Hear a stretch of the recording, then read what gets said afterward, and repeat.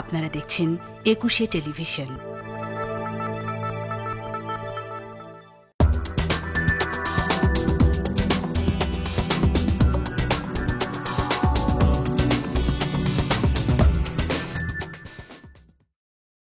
আমন্ত্রণ জানাচ্ছি প্রিয় দর্শক, 21 রাতে ডোনাল্ড ট্রাম্প ক্ষমতা গ্রহণের পরপরই বাংলাদেশে বিশেষ কিছু ঘটতে যাচ্ছে কিনা, ডক্টর মোহাম্মদ ইউনূসের নেতৃত্বাধীন যে সরকার সেই সরকার ঝুঁকিতে রয়েছে কিনা, এই বিতর্কগুলো নতুন করে উঠেছে, এই গুঞ্জনগুলো নতুন করে ছড়িয়েছে। কারণ হচ্ছে মার্কিন জাতীয় গোয়েন্দা সংস্থা পরিচালক হিসেবে নিয়োগ পেতে যাওয়া তুলসী গ্যাবার্ডকে কেন্দ্র করে মূলত এই আলোচনা ছড়াচ্ছে। তার কারণে এর আগে তিনি এই ধরনের মন্তব্য করেছিলেন। এ ধরনের মন্তব্য বলতে তিনি বাংলাদেশের সংখ্যালঘু নির্যাতন হচ্ছে, তার মন ভেঙে যাচ্ছে, এই ধরনের মন্তব্য করেছিলেন। পাশাপাশি লিসা কার্টিস, আর একজন হোয়াইট হাউসের সাবেক কর্মকর্তা, তিনিও বাংলাদেশ নিয়ে মন্তব্য করেছেন। পাশাপাশি আমরা দেখলাম যে একজন আমেরিকান ভারতীয় ভরত বারয়, তিনিও মন্তব্য করেছেন যে বাংলাদেশের উপরে মার্কিন নিষেধাজ্ঞার জন্য কংগ্রেসে তারা আহ্বান জানাবেন।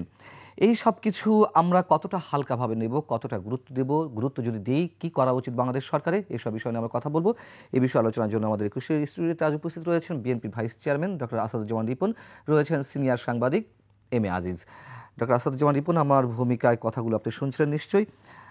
সব কিছু মূল্যে কী মনে হয় আপনার কাছে, বিশেষ করে তুলসী গ্যাবার্ড তিনি নিয়োগ পেতে যাচ্ছেন, তাকে নিয়ে যুক্তরাষ্ট্র নানান ধরনের বিতর্ক রয়েছে যে এই পদে যাওয়ার মতন যোগ্য তিনি নন, এরকম কথাবার্তা আসছে। তো যদি সত্যি সত্যি তিনি পরিচালক পদে যান, সেক্ষেত্রে আসলে কোনো ধরনের ঝুঁকি বাংলাদেশের ক্ষেত্রে রয়েছে কিনা? ধন্যবাদ আপনাকে। আপনার কথা বলার আগে আমি একটা ছোট গল্প দিয়ে শুরু করব। মানুষ যখন কাউকে পছন্দ করে না, তখন দেখবেন তার অমঙ্গল কামনা করে। যেমন প্রচলিত একটা গল্প আছে যে ও ম্যাট্রিক পাস করেছে কিন্তু ইন্টারমিডিয়েট পাস করলো, ইন্টারমিডিয়েট পাস করেছে বলে তাদের বিএ পাস করবে না, বিএ পাস করলে এমএ পাস করবে না, করলে চাকরি হবে না, চাকরি হলে বেতন হবে না, ইত্যাদি ইত্যাদি। অর্থাৎ আপনি যে ক্রমান্বয়ে উন্নতি করছেন এটা তার চোখে ভালো লাগছে না। বাংলাদেশের জনগণ একটা মহান গণ-অভ্যুত্থান সংগঠিত করেছে। আমি বাংলাদেশের জনগণের কথা বলবো। এই অভ্যুত্থানে ছাত্র, শ্রমিক, নারী, পুরুষ সবাই অংশগ্রহণ করছে এবং এটার ভিকটিম শিশু পর্যন্ত হয়েছে। তো এই বিপ্লবের পরে, মানে গণ-অভ্যুত্থানের পরে বাংলাদেশে একটা জনগণের আকাঙ্ক্ষা, একটা সরকার গঠিত হয়েছে। গত 1.5 দশক ধরে বাংলাদেশ একটা অনির্বাচিত, অগণতান্ত্রিক, একটা লুটেরা, চোর, একটা থিপোক্রেসি ছিল। সোজা কথা, গণতন্ত্রের প্রতি একটা এই ইংরেজিটা হবে THIEVO, thievocracy. It's a new term. একটা থিবোক্রেসি চলছিল বাংলাদেশে, চোরতন্ত্র কায়েম হয়ে গেছিল। যে দেশের প্রধানমন্ত্রী এবং তার একেবারে ঘনিষ্ঠ জনেরা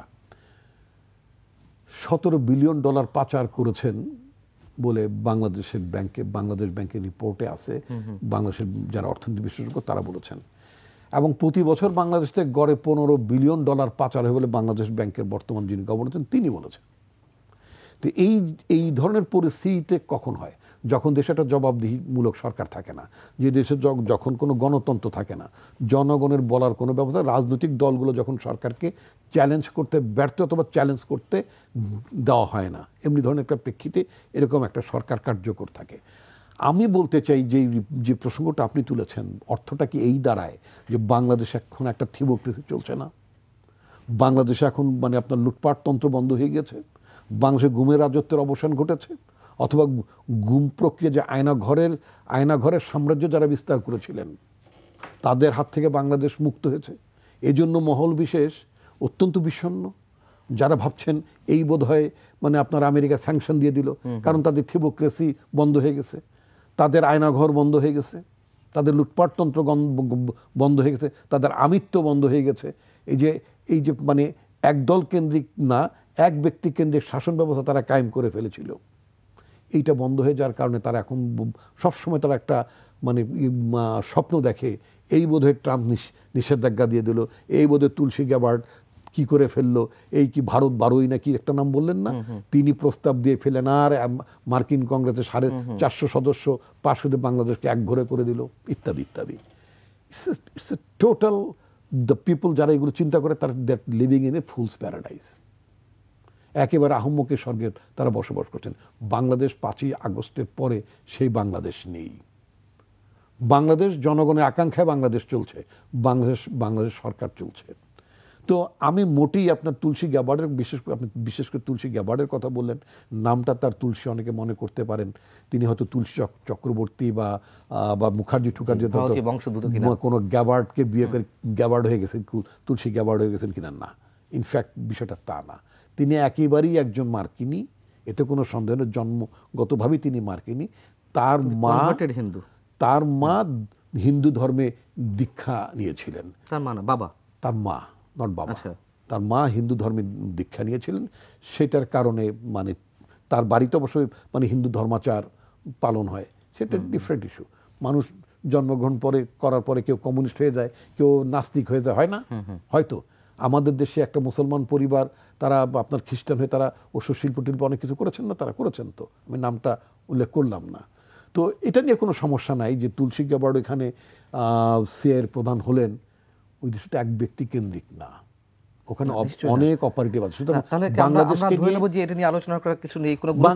বাংলাদেশকে এটা নিয়ে আদৌ চিন্তা করার কোনো কারণ নেই। বাংলাদেশ চমৎকার গতিমুখের দিকে এগুচ্ছে, বাংলাদেশ এগোচ্ছে। আমার প্রশ্ন হচ্ছে যে ষড়যন্ত্রকারীরা তো ষড়যন্ত্র করবে, এবং ষড়যন্ত্র যে বিফলে যায় তাও তো না, করেছেও, করেনি তা না। এই পর্যন্ত বেশ কয়েকটা কিন্তু অ্যাটেম্প্ট অলরেডি ফাইলড হয়েছে। আমি ঠিক সেই জায়গাটা জিজ্ঞেস করতে চাচ্ছি, তুলসী গ্যাবার্ডের ষড়যন্ত্র বা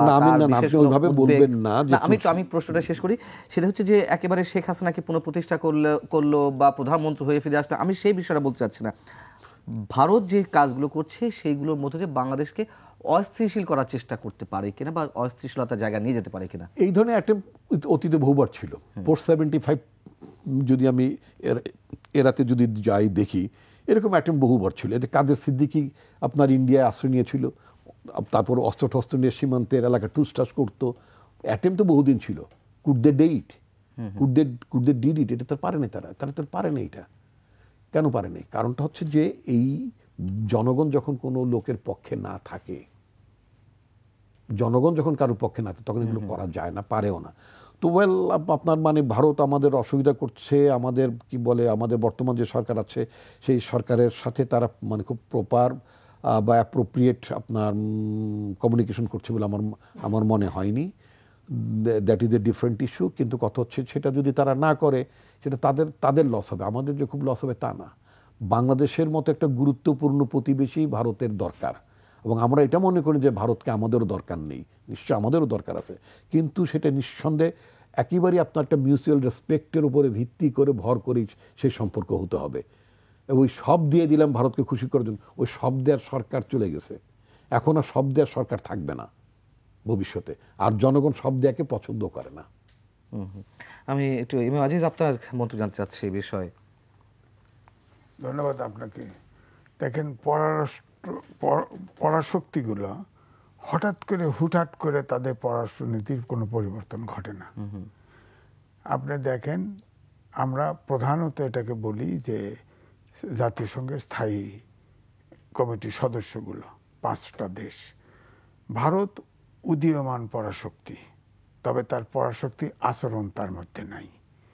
কারণ এই সাবকন্টিনেন্টে বড় দেশ, বড় অর্থনীতির দেশ, তারা বাংলাদেশের সহযোগিতা শেখ হাসিনার সময় চেয়েছিল, তারা স্থায়ী সদস্য হওয়ার আকাঙ্ক্ষা তাদের ছিল। কিন্তু আপনি লক্ষ্য করেন যে দক্ষিণ এশিয়ার একটি দেশের সাথে তাদের সম্পর্ক নাই। এখন এই হাসিনা ভারতে পালানোর পরে ভারত অস্থির হয়ে গেছে। একটি মাত্র দেশ নয়, একটি মাত্র ব্যক্তি শেখ হাসিনার মাধ্যমে বাংলাদেশকে এক্সপ্লয়েট করতে পেরেছে, এবং বাংলাদেশের সাথে দক্ষিণ এশিয়ার যতগুলো আদান প্রদানের বিষয় আছে অন্য কোনো দেশের সাথে কিন্তু নাই। যেমন ধরেন, আমাদের দেশের কারণে 7 সিস্টারের শান্তি থাকে, হ্যাঁ, একটা।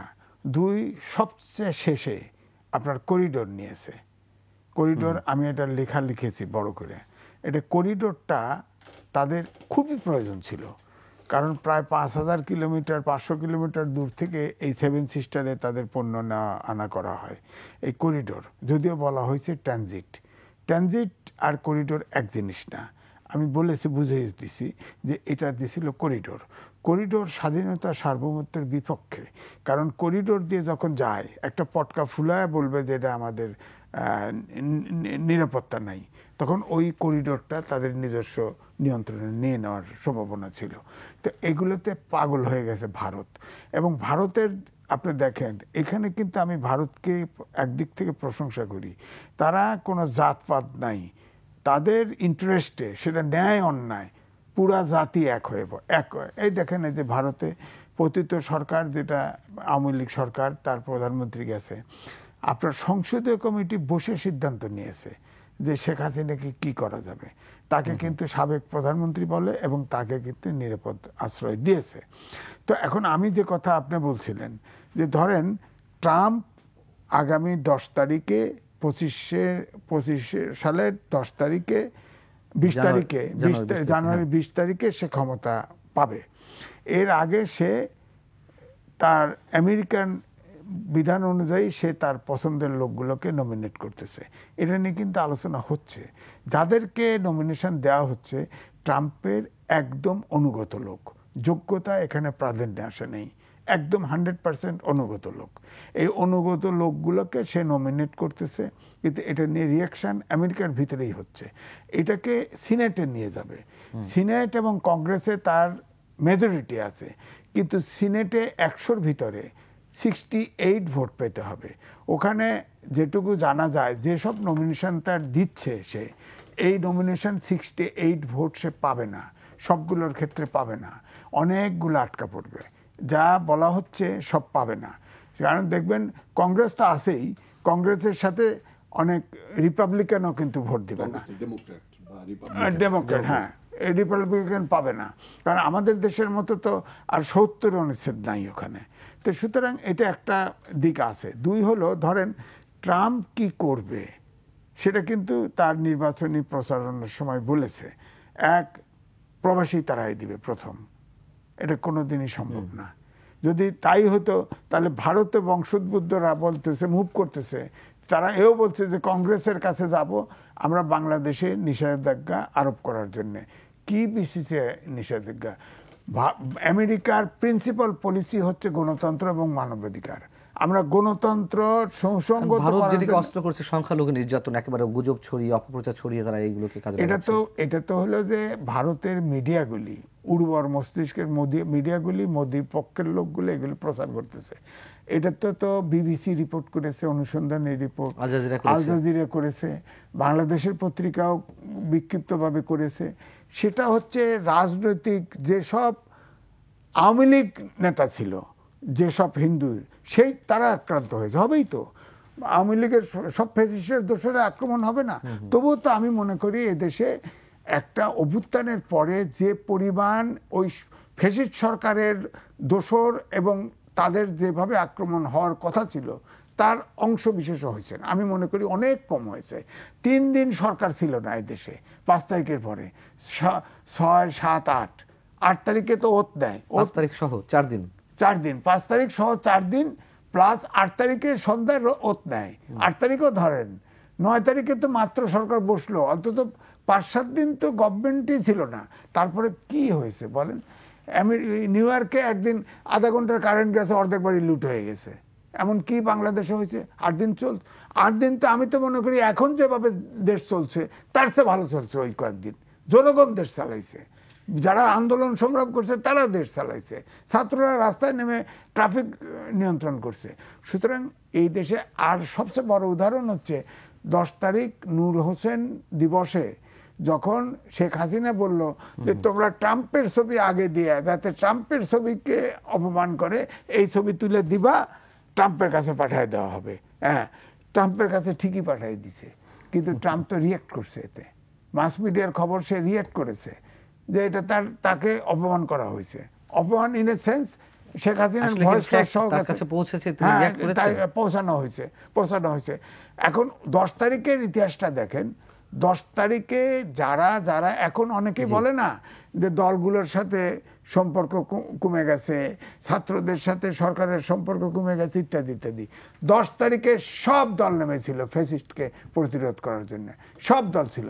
এই জায়গা সব এক আছে। সুতরাং ইচ্ছে করলেই ভারত ফ্যাসিস্ট সরকারের প্রধানমন্ত্রীকে দেশে ঢুকাই দিবে, অসম্ভব ব্যাপার। ওটা আমি বলছি না, আমি ওটা নিজেও মনে করি না। আমার প্রশ্ন হচ্ছে ভারত যে খেলাগুলো খেলছে এগুলোর জন্য তারা আরো উর্বর কোনো ক্ষেত্র পাবে কিনা, এই লিসা কার্টিস, এই যে ভারত বড়ই কিংবা তুলসী গ্যাভার্ড, এদের কারণে এরা থাকে, দায়িত্বে আছে, হয়তো মনে হতে পারে, কিন্তু ব্রডলি যে আমেরিকান পলিসি, এই পলিসি তারা চেঞ্জ করতে পারবে না।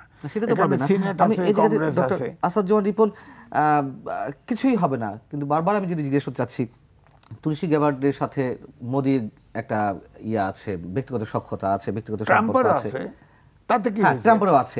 না, আমি বলছি যে তুলসী গ্যাবার্ড এমন একটা বসতে যাচ্ছেন, উনি জাতীয় গোয়েন্দা সংস্থা পরিচালক, যার অধীনে national security intelligence, FBI, CIA, বিমান মানে মার্কিন বিমান বাহিনীর যে গোয়েন্দা অধিদপ্তর, নৌ গোয়েন্দা অধিদপ্তর, সেনা গোয়েন্দা অধিদপ্তর, এরকম প্রায় 18-19টি দপ্তর তার অধীনে থাকবে। নিশ্চয়ই তার অন্যরকম একটা অ্যাক্সেস বিভিন্ন জায়গায় থাকবে, এবং রয়ের সঙ্গে যদি তার একটা অন্যরকম সম্পর্ক গড়ে ওঠে, সেই জায়গা থেকে কি আরো বেশি বাংলাদেশকে ডিস্টার্ব করতে পারবে কিনা ডক্টর আসাদুজ্জামান রিপন? আমি আগেই বলেছি, মানে আমি আমার যে অবস্থানটি আপনার সামনে মানে উল্লেখ করেছি সেটা হচ্ছে যে আপনার এই ধরনের আশঙ্কা করার কোনো কারণ নেই। এটা আমরা অনেক বেশি আশঙ্কা করছি। আমি গতকাল রাতে প্রায় 10 দিনের সফর করে চীন থেকে ফিরলাম। আমাদের চেয়েও চীনের সাথে ভারতের বৈরিতা কিন্তু অনেক বেশি। অতটা বৈরিতা কি আমাদের সাথে আছে? অথবা অতটা বৈরিতা কি যুক্তরাষ্ট্রের সাথে আছে? যেখানে ট্রাম্প নির্বাচিত হওয়ার আগে ঘোষণাই দিয়ে রেখেছেন যে 60% additional duties will be imposed on Chinese products. তো চাইনিজই তো কোনো পাত্তা দিচ্ছে না। আমি কয়েকটি আলোচনায়, ফর্মাল ইনফর্মাল কয়েকটা আলোচনা আমি বিষয়টা রেজ করেছি ওদের সাথে কথাবার্তা বলার জন্য। আমি দেখলাম যে না, তাদের মধ্যে এ ধরনের কোনো মানে পাত্তা থাকছে না। নির্বাচনে আগে এক ধরনের কথাবার্তা হয়, নির্বাচনের পর নানা ধরনের একটা ইলেকট্রাল ডাইনামিক্স সবসময় সব আলাদা আলাদা থাকে বিভিন্ন সময়। রাজনৈতিক নেতারা দেখবেন জনসভায় যত যেই টোনে কথা বলেন, প্র্যাকটিক্যালি যখন তারা মানে কাজ করেন সেই টোনে কি তারা মানে থাকেন না। আপনার একটা রেটোরিক্স থাকে, সেই রেটোরিক্স অন্য জিনিস। যাই হোক, আপনার এই তুলসী গ্যাবার্ড বলেন অথবা আপনার ওদের 2-1 কংগ্রেসম্যান নিয়ে বলেন, এটা নিয়ে মানে আপনার মানে ঘাবড়াবার কোনো কারণ নেই। আমি একটি কথা বলেছি যে শক্তিটা হচ্ছে আপনার জনগণের। বরং হাসিনা অ্যাডমিনিস্ট্রেশন যখন ক্ষমতায় ছিল বাংলাদেশ, আমি ওটা গভর্নমেন্ট বলি না, Hasina regime administration what ever, একটা শাসন চালিয়েছে, তাই না? তো আপনার তখন আপনি দেখেছেন যে মার্কিন যুক্তরাষ্ট্রের তরফ থেকে বহুবার আপনার কংগ্রেসম্যানরা নানা ইস্যুতে চিঠি লিখতেন, এই প্রফেসর মোহাম্মদ ইউনূসকে নিয়ে চিঠি লিখতেন। হাসিনা কি এটা কেয়ার করেছে? করেনি। ওই চিঠিতে কি আসলে মানে শেখ হাসিনার সরকারের পতন ঘটেছে? না। যখন জনগণ যখন রাস্তায় নেমেছে এবং জনগণ নিরস্ত্র অবস্থায় কিন্তু আপনার একটা ফ্যাসিস্ট গভর্নমেন্টকে ফাইট করেছে। তার সশস্ত্র বাহিনী ছিল, তার পুলিশ ছিল, তার আর্মি ছিল, তার বিডিআর ছিল, হোয়াট নট, র্যাব ছিল, সবই তো ছিল। তো জনগণ সেটার মুখোমুখি হয়নি? হয়েছে তো। ফাইনালি যখন আর্মি বলল যে না, আমরা আমাদের ছেলে মেয়েদের উপর তোমরা গুলি করতে পারবো না, উই কান্ট, দৃশ্যপট বদলে গেল। তো আপনি মূল ভিত্তিটা হচ্ছে জনগণ যদি আপনার সামনে থাকে, সাথে থাকে, ইউ ক্যান। জনগণ যদি সামনে না থাকে, আপনাকে পেছনের দরজাতে পালাতে হয়। জনগণের শক্তি এত বেশি, সে শক্তিকে যারা কেয়ার করে না, যেন আমাদের নেতা জিয়াউর রহমান, প্রেসিডেন্ট জিয়াউর রহমান বলতেন, জনগণ হচ্ছেন ক্ষমতার সার্বভৌম মালিক। এই জনগণ ক্ষমতার সার্বভৌম মালিক যে জনগণ, ক্ষমতা উৎস যে জনগণ, এইটা ভুলে গেলে তার পরিণতি অনিবার্যই অবস্থা হবে। যতক্ষণ পর্যন্ত আপনি সঠিক গতিমুখে থাকবেন, ততক্ষণ পর্যন্ত কোনো ধরনের চিঠি, কোনো ধরনের এই ধরনের হুমকি ধামকিতে আপনার সরকার টলবে না। এজন্য যেটা দরকার হবে, জনগণ, এটা নির্বাচিত সরকার, যত দ্রুত সম্ভব এটা জনগণ নির্বাচিত সরকার এখন ইনস্টল করা।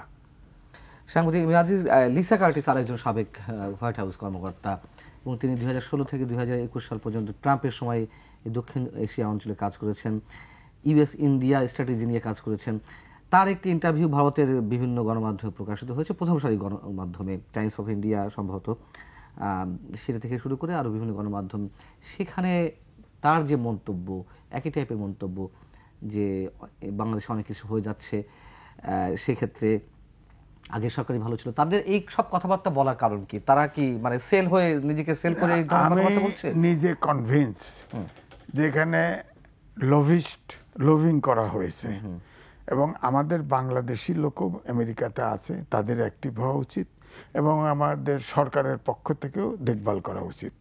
আমি আবারও রিপিট করছি, পৃথিবীতে ট্রাম্প বলেছে ট্রাম্প আমেরিকা নাম্বার 1, এবং নাম্বার 1 যদি হতে হয় ইউরোপীয় ইউনিয়নকে বাদ দিয়ে নাম্বার 1 হতে পারবে না, ন্যাটো বাদ দিয়ে নাম্বার 1 হতে পারবে না। ইউরোপীয় ইউনিয়ন তো ব্ল্যাঙ্ক সাপোর্ট দিয়েছে বাংলাদেশে, আনকন্ডিশনাল সাপোর্ট, এবং প্রফেসর ইউনূসকে বলছে কি সাপোর্ট, কি সমর্থন চান, কি সাহায্য চান, এগুলো পারবে না। এককভাবে যতই বলেন না কেন, আমেরিকা 1 নম্বর, তখন তার ন্যাটো, বিশেষ করে ইউরোপীয় ইউনিয়ন, এই দেশগুলো তার পক্ষে আছে, এই দেশগুলো তো বাংলাদেশের পক্ষে আছে, তারা তো ওপেন বলছে। এখন পর্যন্ত তো বলে নাই যে এদেশে হিন্দু নিধন হয়েছে, এদেশে অমক হয়েছে, তমক হয়েছে, গণতন্ত্র নাই, এইসব তো কিছু বলে নাই, বরং সাপোর্ট দিয়েছে।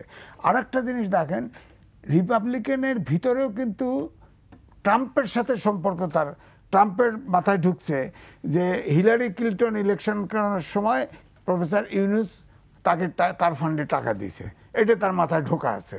তো আমি রিপাবলিকানের অন্যদের সাথে তো প্রফেসর ইউনূসের সমর্থন আছে, ওখানে যে নোবেল পেয়েছে আমেরিকার, তাদের সাথে সম্পর্ক আছে। আপনি দেখেন না, তাকে যখন জেলে নিয়েছে, এই পৃথিবীর প্রায় 200 হেড অফ স্টেট এবং নোবেল লরেট সমর্থন দিয়েছে।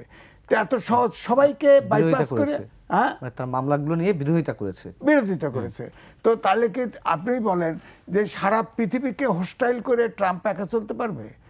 আর এটা হলো গ্লোবালাইজেশন, বিশ্বায়নের যুগ। আমরা দেশ ছোট হতে পারি, মানুষের সংখ্যা কম হতে পারে, কিন্তু আমরা একা নই, আমরা এতিম নই। ভারত আমাদের সাথে শত্রু করবে, আর এক বড় দেশ মিত্রতা করবে, মনে রাখেন। আর জিওগ্রাফিক্যালি আমরা স্ট্র্যাটেজিক জায়গায় অবস্থান করছি। ভারত যেমন আমাদের হোস্টাইল বেশি করলে সমস্যা আছে তার, আমেরিকাও আমাদের হোস্টাইল করবে না, কারণ তাদেরও প্রয়োজন আছে। আর ভারতের ধরেন আমেরিকার ডাইরেক্ট ইনভেস্টমেন্ট বাংলাদেশে সবচেয়ে বেশি, যত কিছু আছে সব কিছু বেশি। ধরেন রোহিঙ্গাদের এখনো অনুদান দেয় সবচেয়ে বেশি। আবার প্রবাসী আয়ও কখনো আমাদের দেশে, বাংলাদেশে ফার্স্ট, সেকেন্ড, থার্ড। গার্মেন্টসেও যায়, গার্মেন্টসও বেশিরভাগ নেয়। তো তার আছে না, নিরাপত্তা তো আছেই। তো এটা আমেরিকার ইন্টারেস্ট তো আমাদের সাথে আছে, ব্যবসা বাণিজ্য অনেক কিছুই আছে। ভারত ভয় পাচ্ছে যে, মূল কথা তাদের, ভারত ভয় পাচ্ছে যে প্রথম এসে মোদি শেখ হাসিনার সাথে 22টা সমঝোতা চুক্তি করেছিল, এই ট্রান্সপোর্ট, পোর্ট, ট্রান্সশিপমেন্ট সব নিয়ে গেছে, সর্বশেষ করিডোর নিয়ে গেছে। এখন তো সব নিয়ে ফেলছে। এখন এগুলো যদি বাস্তবায়ন না হয়, এগুলো যদি বাগড়া দেয়, অলরেডি এখন তো বর্ডারে মানুষ হত্যা হতো, সবাই বলতো যে ওরা চোরা কারবারি গেছিল, বাড়ি ফেলছে। এখন এই অন্তর্বর্তীকালীন সরকার এসে তো প্রতিবাদ করেছে, তখন তো মনে হয়েছে আমরা স্বাধীন দেশের নাগরিক মনে হয়েছে। আবার পানি ছেড়ে দিচ্ছে, বর্ষার পানি আসছে, বলছে না, আমাদেরকে খবরও দেয় নাই।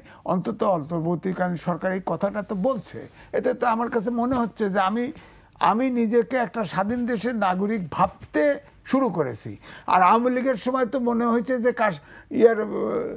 সিকিমের মতো, লেন্দুব দর্জির মতো না দিয়ে ফেলায় বাংলাদেশ, ভারতের কাছে বিক্রি করে না দিয়ে ফেলায়। লেন্দুব দর্জি তো শেষে আমেরিকার সিরিকোটার নিচে মারা গেছে, এরকমও করে ফেলতে পারতো। যে জায়গা দিতে দিতে এমন জায়গায় চলে গেছিল, হয়তো দেখা গেল এক ব্যক্তি সিদ্ধান্ত নেয়, পার্লামেন্টে আমি দামি করে এক পক্ষীয় করে ফেলছিল, দিয়ে দিল যে ভারত আমাদের এই জিনিস সব নিয়ন্ত্রণ করবে, বা পররাষ্ট্রনীতি, নিরাপত্তা, এই দুটা দিয়ে দিলেই তো শেষ, বাংলাদেশের দিয়ে ফেলতো। আমরা তো বেঁচে গেছি রীতিমতো। এখন আমরা যদি মনে হয় যে ভারত যদি এইরকম আগ্রাসী ভূমিকা, ছাত্র জীবনে স্লোগান দিছি ভারতের সম্প্রসারণবাদ ধ্বংস অগ্নিপাত যাক, এটা তো সম্প্রসারণবাদ, এটা প্রমাণিত হচ্ছে। তারা প্রমাণিত দক্ষিণ এশিয়ার একটি দেশের সাথে সম্পর্ক নাই, বাংলাদেশের একটি মাত্র ব্যক্তির সাথে সম্পর্ক ছিল, শেখ হাসিনা। সে তার দেশে লালন পালন করতেছে, করুক, লাভ তার হতেছে। জীবনে আসার সম্ভাবনা নাই, এই সে ঘুরে ভালো এই আমরা চিন্তা আলোচনা যেন ফিরবে, না দর্শক করে। একটা ছোট্ট বিরতি পরে ফিরছি খুব শিগগির।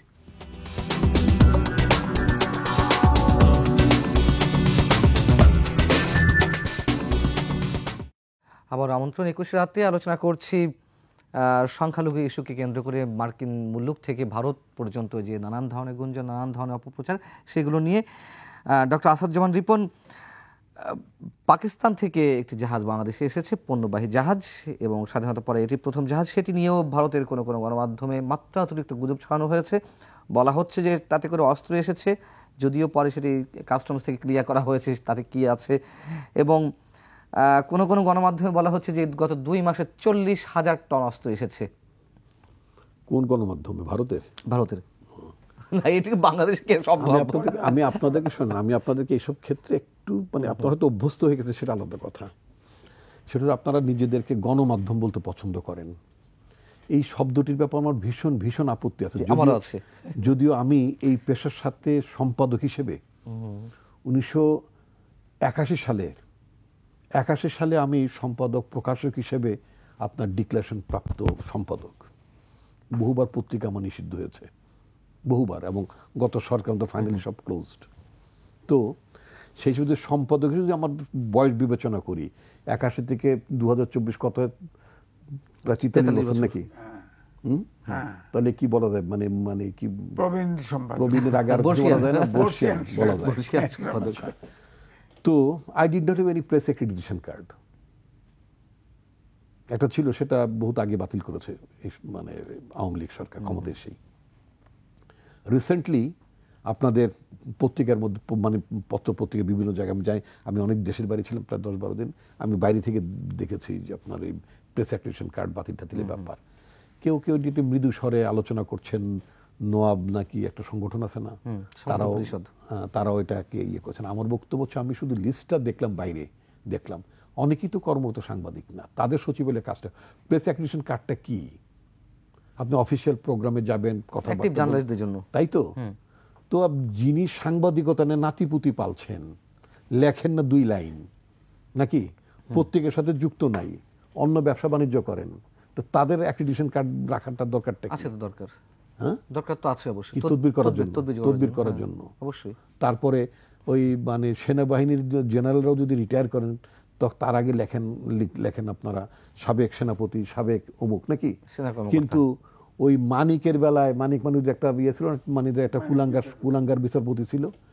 এখানে বিচারপতি রিটায়ার করলে অবসরপ্রাপ্ত বিচারপতি লেখেন না, সারা জীবন বিচারপতি, মানে অর্থাৎ রিটায়ারমেন্টের পরও তিনি রায় দিতে পারেন, রায় দেন। এটা পৃথিবীর ইতিহাসে আছে নাকি? এই যে একটা মানে নিজের মধ্যে একটা ভালো লাগা বোধ, তিনি বিচারপতি নন কিন্তু নামের আগে লিখতে বিচারপতি, অথচ অবসর। এটা তো যারা করে সেগুলো গণমাধ্যম। আবারও বলেন গণমাধ্যম, না গণমাধ্যমের মধ্যে ফেসবুকে সাংবাদিক কি অবসর যেতে পারে না?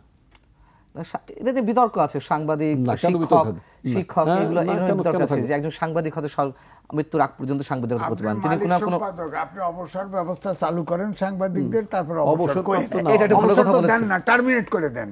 অবসর তো দেন না, অবসর তো দেওয়ার বিষয় না। আমার যদি ভালো না লাগে, বিতর্ক আছে সাংবাদিক শিক্ষকদের ক্ষেত্রে। বলি এটা যে আমার যদি, আমি তো ঢুকছি আমার ভালো লাগা থেকে, আমার সুবিধা অনুযায়ী। আমার সুবিধা না থাকলে আমি ওখান থেকে নিষ্ক্রান্ত হব। আমি যদি দেখি যে না এই টিভিটা আমার পোষাচ্ছে না, আমি এই টিভিতে চলে আসবো, কথার কথা, তাই না? আমি তো পোষাচ্ছিল বলেই তো আমি গিয়েছি, তা আমাকে জোর করে অবসর দেওয়াতে হবে কেন? একজন দোকানদার, দোকানে কর্মচারী আছে না, দোকানে তো কর্মচারী আছে, দোকান রেস্টুরেন্টে কর্মচারী আছে না, ম্যানেজার আছে না, বড় বড় চেইন হোটেলও যদি যান, কি করে দেখা গেল যে আপনার ওই মানে ওই শেরাটন থেকে চলে গেল ওয়েস্টিন থেকে চলে গেল, আর কি আরেকটা হোটেল চলে গেল। এটা তো মুক্ত বাজারে, আপনার যেখানে ভালো লাগবে সেখানে আপনি কাজ করবেন। আপনাকে জোর, আপনি তো ওই বাসসের মতো সরকারি জায়গায় নাই যে আপনাকে ওখানে কাজকর্ম না থাকলেও আপনাকে সারা জীবন বেতন দিয়ে পালতে হবে, নট নেসেসারি, এটা নট ইম্পর্টেন্ট। তো প্রেস অ্যাক্রেডিটেশন কার্ড বাতিলের সাথে যায় মানে একেবারে একটা মানে অবস্থা, যে সরকার, গণমাধ্যমের আমরা কি গত 15 বছর কি ভূমিকা দেখেছি? মোস্ট অফ দ্য গণমাধ্যমের তারা এই স্বৈরাচারের পক্ষে ছিল, স্বৈরাচারের পক্ষে অবস্থান নিয়েছে, প্রধানমন্ত্রীকে তেল না গ্রিজ মেরে প্রশ্ন করছে, তাই না? তো এইগুলো কি কিছু গণমাধ্যম মানুষ বাদে, কিছু কয়েকজন, ভেরি ফিউ, হ্যাঁ। Very few. আচ্ছা, তারপরে যারা ছিল তারপর চাকরি হারিয়েছে, তারা তাদের রেসপেক্টিভ পজিশনে তারা থাকতে পারেননি, পজিশন হারিয়েছেন। তো সুতরাং এই গণমাধ্যম শব্দটা না বলে যদি প্রচার মাধ্যম বলেন, না, সব আরো তো যেসব প্রচার মাধ্যম মাধ্যম বলেন হলো না। এগুলো বলেন গণমাধ্যম। যদি তা না হয়, না, সে তো আবার পুরনো কথাটা আনতে আমি হবে। আবারও বলি, একুশে টেলিভিশন যখন প্রকৃতি মালিকের কাছে ছিল, তা আপনারা সাক্ষী, তো তখন তার প্রচার মাধ্যম হিসেবে কাজ করেনি, গণমাধ্যম হিসেবে ছিল। তারেক রহমান সাহেবের একটা বক্তব্য প্রচার কারণে। আমি আবার কথাটা বলি, গণমাধ্যম হয়ে উঠতে হয়, সাবালক হয়ে উঠতে হয়। সাবালক খালি বয়সের কারণে সাবালক হওয়া যায় না, যে বয়স হয়েছে, কত বেশি বয়স্ক ব্যক্তি আছে না, দেখা গেল যে বোধ শক্তি কম, মানে মানসিক প্রতিবন্ধী আছে, তো থাকে, তো বুদ্ধি প্রতিবন্ধী থাকে, তো তো আপনি খালি মানে আপনার ওই নয় আপনার কি বলে যে গণমাধ্যম হয়ে ওঠার তো একটা চেষ্টা থাকতে হয়। ঠিক আছে, আপনি গণমাধ্যমে যখন প্রশ্ন তুলেছেন, এই বিষয়ে আমরা অবশ্যই একটু আলোচনা করব। তার আগে আমরা বোধহয় প্রসঙ্গটা হারিয়ে ফেললাম। ভারতের বিভিন্ন কথিত গণমাধ্যম, আমি ভারতীয় প্রচার মাধ্যম, ওটা যদি গণমাধ্যম হতো তাহলে ওরা নিশ্চয়ই গুজবের ফ্যাক্টরি হতে পারত। ঠিক আছে, লিসা গার্ডিসের একটি প্রচার মাধ্যম, ভারতীয় প্রচার মাধ্যম, সেটা ইলেকট্রনিক, আমি দেশে ছিলাম জানি না, মানে আপনার কি বলে হয় ইলেকট্রনিক মিডিয়াতে অথবা মানে আপনার কি বলে প্রিন্ট মিডিয়াতে, হোয়াট এভার, আপনি মিডিয়াই বলতে পারেন, সবচেয়ে ইংরেজি শব্দটা বললে বোধহয় বেশি কমফোর্টেবল হয়। তা না হলে প্রচার মাধ্যমকে ঢাকঢোল পিটানোর বিষয় না। আসলে আমাদের মিডিয়াগুলো অনেকের জন্য ঢাকঢোল পিটানোর ব্যাপার হয়ে গেছিল। আমরা সব মিডিয়াতে আমরা আমন্ত্রণ পেতাম, কেন পেতাম না? কথা বলার জন্য আমাদের ডাকা হতো না। একটি মিডিয়াতে একটু জোরে কথাবার্তা বলে পরে দেখলো এখানে আপনার মানে বন্ধ হয়ে গেছে। কয়েকদিন আগে এক লুটেরা টেলিভিশনের মালিকের চ্যানেলে, তার চ্যানেলে বসে আমি তার লুটেরার কথা বলছি। আমি তো সেই লোক, বলালো। হ্যাঁ, তো বলার পরে দেখা গেল যে এরপরে আমারে একটা না বুঝে টুঝে ওই অনুষ্ঠানের একটা প্রযোজক আমাকে একদিন ফোন করলো যে ভাই আপনাকে পরশু দিন একটু আসতে হবে। তা আমি বললাম ভালো। তারপরে মানে সেই দিন সকালবেলা আবার মানে যেদিন অনুষ্ঠান হওয়ার কথা, সেদিন সকালবেলা বল, আজকে দুঃখিত, আজকে আমাদের একটু প্রসঙ্গটা বদলে ফেলেছি, আমরা আজকে একটু অন্য বিষয়ে আলাপ করব। এখন আপনি দেখেন লুটেরা টিভি চেয়ে, সরকার তো দূরের কথা, একটা চোর লুটেরা ইত্যাদি যারা আছে, যাদের background is not very smooth good, তাই না? তো সেইখানে কথা বলতে যাবেন, তার বিপক্ষে কথা গেলে সেখানে আপনি বারড হয়ে যাবেন। এটা কি গণমাধ্যম হইল নাকি? আমি তো জনগণের পক্ষে কথা বলছি, তারা তো জনগণের পক্ষের কথা শুনতে চায় না। তারা একটা অপশাসন, স্বৈরাচারী শক্তিকে সাহস জুগিয়েছে, শক্তি জুগিয়েছে, মিথ্যা প্রচারণা চালিয়ে আন্দোলন দমানোর প্রক্রান্ত স্বৈরাচারের সহযোগী হয়েছে তারা। আমাদের নিউজ ব্ল্যাক আউট করেছে। তারপরে সময় টিভির কথা আমি বলতে চাই, আমাদের নেতা তারেক রহমানের বিপক্ষে সময় টেলিভিশন রীতিমতো প্রতিবেদন আকারে তার অনুষ্ঠান প্রচার করতো, ডাইরেক্টেড বাই দ্য গভর্নমেন্ট অথবা directed by their own management, whatever. তো এইগুলো এই জন্য এই সমস্ত প্রচার, এইগুলো মাধ্যমগুলোকে আমি গণমাধ্যম বলি। গণমাধ্যম হওয়ার একটা ক্যারেক্টার থাকে, প্রতিকূলতার মধ্য দিয়ে, যেমন আপনি যেটা বলেন যে আপনাদের টেলিভিশন চ্যানেল মানে বদলে দেওয়া হলো, মালিকানা পরিবর্তন করে দেওয়া হলো, নতুন লোক বসিয়ে দেওয়া হলো, তারপর নিজেদের আটক করা হলো, জেলে রাখা হলো, নিজেদের, তারপরে সরকার নিজের লোকজন বসে তাদের মতো নৃত্য করানো শুরু করলো। এই তো এরপর ওগুলো কি আপনি গণমাধ্যম বলবেন ওই পরের ফেজে? টিভির পরের ফেজটা কি টিভির পরের ফেজটাই গণমাধ্যম ছিল? ইট ওয়াজ টোটালি অ্যান্টি পিপল ছিল, নিঃসন্দেহে। আচ্ছা, আমি ওইটা একটু শেষ করে যিনি ভারতের প্রচার মাধ্যম ডক্টর আসিফ রিপনের ভাষায়, নিঃসন্দেহে আসলে সেগুলো যা বলছে সেগুলো প্রচার মাধ্যমে বিশেষ একটি গোষ্ঠীর পক্ষে কথা বলছে, সেখানকার সরকারের তলবিবাহক হিসেবে কথা বলছে, এমনকি ওদের ইন্টেলিজেন্সের পক্ষে কথা, ইন্টেলিজেন্সের ইন্টারেস্ট রক্ষা করে কথা বলছে। 40,000 টন অস্ত্র এসেছে বাংলাদেশে পাকিস্তান থেকে। তো এইগুলো কি কোনো জবাব দেওয়ার কোনো জায়গা কি নেই আমাদের? না, এটা সরকারের পক্ষ থেকে বলা উচিত ছিল। কারণ আমরা তো ডিপ্লোম্যাটিক টাইস, তো আওয়ামী লীগ সরকারও পাকিস্তানের বিরুদ্ধে ব্রেক করে নাই, তাদের সাথে ডিপ্লোম্যাটিক সম্পর্ক তো আছে, আমার কূটনৈতিক সম্পর্ক তো আছে। প্রশ্নও করা হয়েছিল, এই অনুগত সাংবাদিকরাই প্রশ্ন করেছিল যে পাকিস্তানের সাথে আমাদের কূটনৈতিক সম্পর্ক থাকবে কিনা। তখন কিন্তু এই সাবেক পতিত প্রধানমন্ত্রী বলেছিল ডিপ্লোম্যাটিক সম্পর্ক তো দেশের সাথে থাকবে, দেশ টু দেশ থাকবে।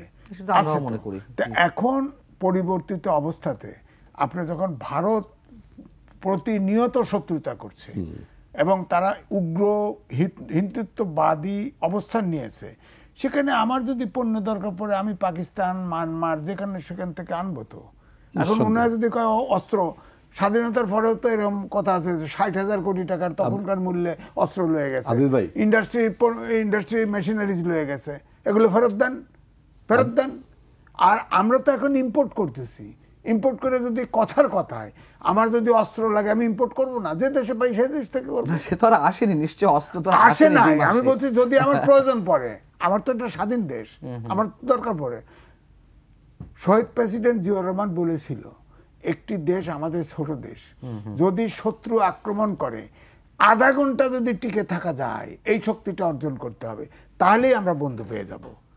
কারণ তিনি জানতেন যে এটা বিশ্বায়নের যুগ, কোন দেশ কোন দেশকে আক্রমণ করে তিনি সুস্থ থাকতে পারবেন না। অর্থাৎ আমরা যদি আধা ঘন্টা আটকায় রাখতে পারি ভারতকে, তাহলে দেখবেন পাশে অনেক দেশ, অনেক বন্ধু দেশ আমাদের পক্ষে দাঁড়ায় যাবে। অত সহজ না।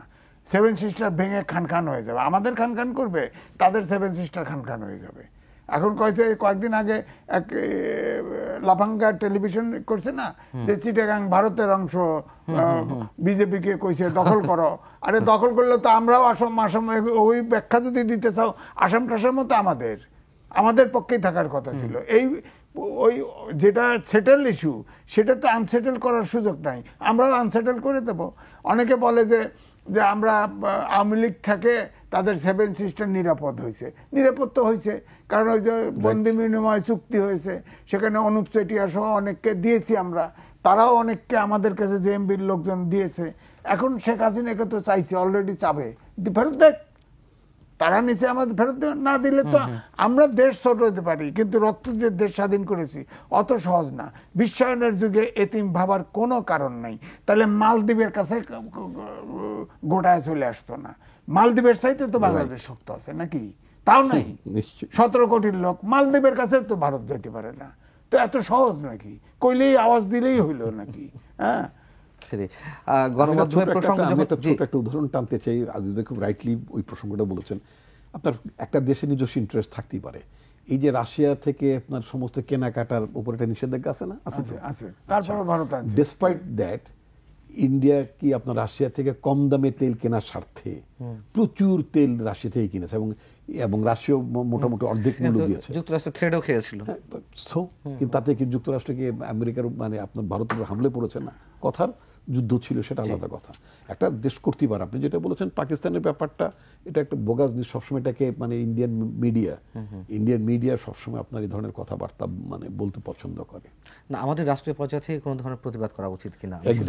এক্স্যাক্টলি করা উচিত। মানে এদের তো বিষয়টা ছড়িয়ে যাচ্ছে, এবং আপনাদের মিডিয়াদেরও দায়িত্ব আছে, তাদেরও করা উচিত। তারা যদি অন্যটা তুলে ধরতে পারে, তাহলে বাংলাদেশটা তুলে ধরবে না কেন? নিঃসন্দেহে তুলে ধরতে পারে। আপনারা আলোচনা করছেন, আমাদের কথা তুলবেন না, আপনার রিপোর্ট তৈরি করেন। জি, আচ্ছা, আপনি যেহেতু গণমাধ্যম প্রসঙ্গ তুলেন, সেই সুযোগে আমি একটু আলোচনা করতে চাই। দেশ টিভির ব্যবস্থাপনা পরিচালক আরিফ হাসান, তাকে আটক করা হয়েছে, একটি হত্যা মামলায় ঢুকানো হয়েছে। যে কারণেই যাতেই ঢুকানো হোক না কেন, মূলত তার যে দুর্নীতি, আপনি তো বলছিলেন যে প্রচার মাধ্যম হিসেবে কাজ করা কথিত গণমাধ্যমগুলো, এর মাধ্যমে কি বাংলাদেশের সুষ্ঠু ধারা গণমাধ্যমের সত্যি গণমাধ্যমের সৃষ্টি হবে কিনা? মানে প্রকৃত যারা অপরাধী তাদেরকে যদি আইনের আওতা আনা হয়, যেমন তিনি হাজার কোটি টাকা পাচার করেছেন দেশে বাইরে, সিঙ্গাপুরে, কানাডাতে, এই বিষয়গুলো তো ওপেন সিক্রেট, মিডিয়া পারে তো, অনেকে তাকে চেনেন না।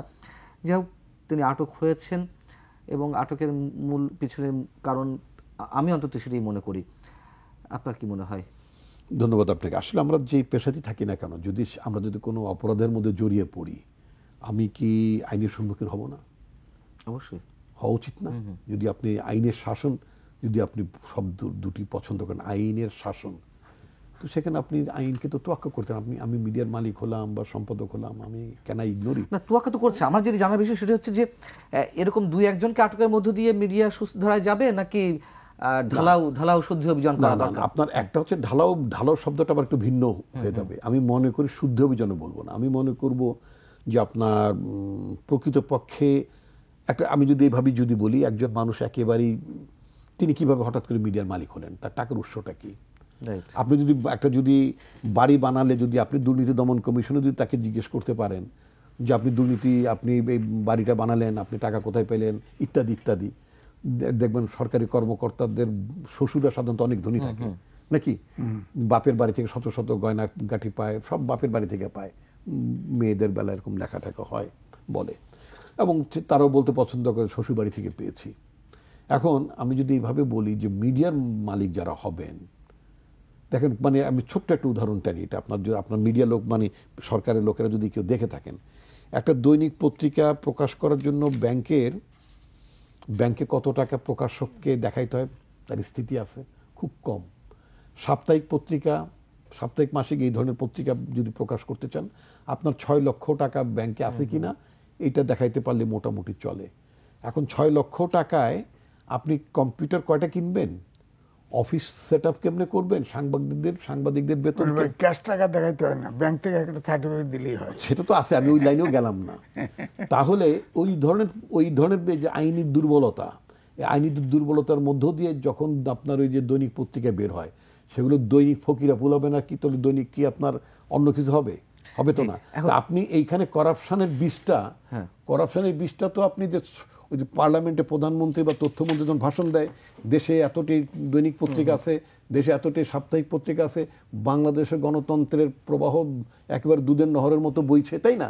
আসলে কি সংখ্যায় আপনার গণতন্ত্র, সংখ্যায় মানে স্বাধীনতা? আমি যে কথা বলে নীতির একটা বড় মাপের পরিবর্তন আনা দরকার। আমি বাড়ি বানাইতে গেলে শিল্প কলকারখানা বানাইতে গেলে যেমন আমি আইন ফলো করে আপনার আয়কর ডিপার্টমেন্টকে সন্তুষ্ট করে আমাকে যেমন যেতে হয় প্রতি পদে পদে, এবং আপনার ফ্যাক্টরি গণমাধ্যমকে সেবা যেত। আমরা যদি শেষ পর্যায়ে আমি কথা আদায় করে রাখতে চাই আপনার কাছ থেকে, আপনি আজকে এই চেয়ারে বসে আছেন, আমরা মনে করি হয়তো যদি বিএনপি নির্বাচনের মাধ্যমে ক্ষমতায় যায়, সরকার গঠন করে, আমরা আশা করব যে আপনি একটা ভালো পজিশনে থাকবেন, এবং আল্লাহ মালিক, আল্লাহ ভালো জানেন, আশা করব। এখন বিষয় হচ্ছে যে আওয়ামী লীগ 15 বছরে পুরো মিডিয়া তো শেষ করেছে, বিভিন্ন প্রতিষ্ঠান শেষ করে দিয়েছে, বিএনপির কি একই চেহারা দেখবো আমরা? বিএনপি আমার পার্টির প্রতিশ্রুতি দিয়ে যাবে, আমার পার্টির নেতা মানে যিনি আমার দলের এখন মূল নেতৃত্বে আছেন, আমি আমাদের পার্টির ভারপ্রাপ্ত চেয়ারম্যান জনাব তারেক রহমানের কথা বলতে চাই। তিনি খুব ক্যাটেগরিক্যালি তিনি তার মানে দলের অবস্থান, তার নেতৃত্ব থেকে তার অবস্থানটা তিনি যেটা পরিষ্কার করেছেন সেটা হচ্ছে যে আমরা অবাধ তথ্য প্রবাহে বিশ্বাস করব। প্রধানমন্ত্রী আমি বিদেশ থেকেই, আমি চীনে থেকে নিউজটা দেখেছি যে প্রধানমন্ত্রীর সমালোচনা করা যাবে না, সরকারের সমালোচনা করা যাবে না, এই মন ধরনের একটি ভীতি রাজত্ব আমরা প্রতিষ্ঠা করব না নিঃসন্দেহে। আমাদের সব ভবিষ্যতে সরকার থাকবে, রেকর্ড হয়ে থাকবে অবশ্যই, যদি অন্য কিছু হয় এটা বাজিয়ে দেব আমরা, আমি আপনাকে বলছি, এবং আমাদের সরকার জবাবদিহিতার মধ্যে থাকবে প্রতিনিয়ত। জি, সাংবাদিক এম আজিজ, আপনার কি মনে হয় যে নিশ্চয়ই ক্ষেত্র বিশেষ আমরা এখনো পর্যন্ত দেখছি যে কোথাও কোথাও অ্যাকশন নেওয়া হচ্ছে, কোথাও কোথাও এখনো এই দুর্নীতিবাজ লুটেরা যারা কথিত গণমাধ্যমের মালিক আছে এখনো, তাদের বিরুদ্ধে এখনো যথাযথ অ্যাকশন আমরা দেখতে পাচ্ছি না। কেন দেখতে পাচ্ছি না? আর দ্বিতীয়ত হচ্ছে যে প্রশ্নটা আছে, যেমন রিপনের কাছে ছিল, পরবর্তী সরকার যেই আসুক না কেন, যে দলের ক্ষমতা গঠন করুক না কেন, এই ধারা কি অব্যাহত থাকবে? এটা খুবই কঠিন, কারণ সরকারে গেলে একরকম, না গেলে আরেক রকম। আমরা স্বাধীনতার পর থেকে দেখে আসতেছি, এটার পুনরাবৃত্তি না হোক এটা আমরা চাই। কারণ 17 বছর বিএনপি অনেক রক্তক্ষরণ করেছে, অনেক সিটিং এমপি পর্যন্ত জীবন দিয়েছে, আয়নাঘরে কত লোক ঢুকছে ফেরত পায় নাই। এর থেকে শিক্ষা নেওয়া উচিত যে আর যাতে এটার পুনরাবৃত্তি না হয়। দেশটা গণতন্ত্রের জন্যই স্বাধীন হয়েছে, সেটা যাতে অটুট থাকে। এখন আমার বক্তব্য হচ্ছে, সাংবাদিক হয়েছেন, হওয়ার সাথে সাথে মন্ত্রীরে ভাই বলেন, আর আপনার হলু কি? ফৌজদারি অপরাধ যে করবে তার বিচার হতে হবে, তিনি সাংবাদিক হন আর যাই হন। ফৌজদারি অপরাধ করলে হ্যাঁ যাই করবে সে নাগরিক, বিচার হবে তার। ফৌজদারি অপরাধ করলে তার বিচার হবে। সাংবাদিকদের ক্ষেত্রে যে জিনিসটা বরাবর আমরা আন্দোলন করেছি, আমি তো ফেডারেশনে 3 বার ছিলাম দায়িত্বে, যে সমানটা সাংবাদিকদের জন্য সমান, যা ভীতি তৈরি না হয়, অর্থাৎ মুক্ত গণমাধ্যমের অন্তরায় তৈরি না হয়। সাংবাদিক যদি ফৌজদারি অপরাধ করে, কোর্টে যান, ওয়ারেন্ট ইস্যু হোক, অবশ্যই তার বিরুদ্ধে সমন জারি হোক, এইটুকুই। তারপরে ধরেন পত্রিকা 10,000 সার্কুলেশন, 1.5 লাখ দেখায় ঘুষ দিয়ে অনেক ধরনের সংগতি আছে। সেখানে আমি বলছি যে আপনি হকারের কাছে ক্রস চেকে পেমেন্ট নেন, সব সাংবাদিক কর্মচারীকে ক্রস চেকে পেমেন্ট দেন, দেখবেন অনেক ম্যানিপুলেশন কমে। অনেক ধন্যবাদ সাংবাদিক এম এ আজিজ, ধন্যবাদ আসাদ। যেমন রিপন, দর্শক শেষ করছি, এই ছিল আজকে আলোচনা। ভালো থাকুন, শুভরাত্রি।